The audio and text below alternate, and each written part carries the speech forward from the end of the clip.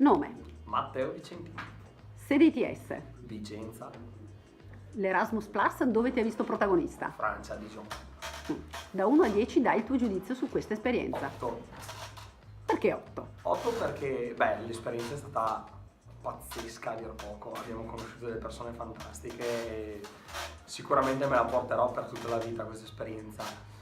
Meno 2 punti, un po' per il viaggio d'andata che è stato un'avventura. Ecco perché è stato noto, perché è stata un'avventura. Siamo riusciti a vedere sia i pro che i contro di cosa vuol dire andare via da soli ed essere completamente autonomi. E cosa è successo? Allora, durante il viaggio d'andata sono state chiuse le autostrade in Svizzera, Ah, in un modo anche un po' strano.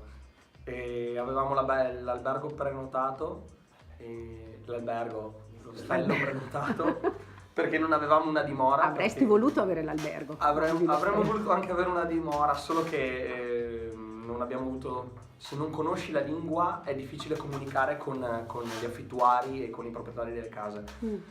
E anche con l'università, paradossalmente.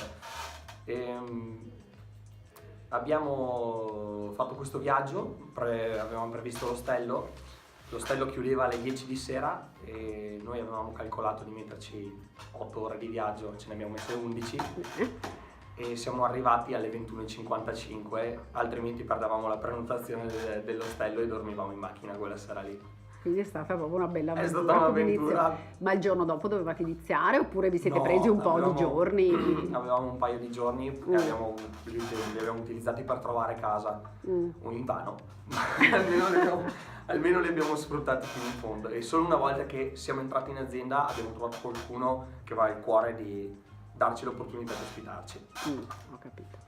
E per quel che riguarda la tua esperienza futura, cosa ti porti appresso dall'Erasmus che ti aiuterà poi l'anno prossimo? Credo l'intraprendenza, perché come ho notato lì in azienda, se avevamo voglia di fare qualcosa di più, volere qualcosa di più, bisognava prenderselo. Col discorso che non conosci bene la lingua e i dipendenti non sanno bene come comportarsi con te, se vuoi fare qualcosa devi dimostrargli che sei interessato profondamente in quello che fai e quindi devi prendertela. Sì, quindi non puoi aspettare che ti arrivi l'input da fuori, a parte le cose magari definite, Esatto. Devi andare. No, ma anche nelle cose definite bisogna essere molto chiari a volte. E questo è stato apprezzato. Sì, è stato apprezzato anche dalle sfere un po' più in alto. Benissimo. E in futuro cosa vuoi fare? Io vorrei fare il progettista elettronico nell'azienda in cui adesso mi trovo, che è un'azienda che si occupa di ricerca e sviluppo e onestamente la mia occupazione la trovo la migliore che possa avere.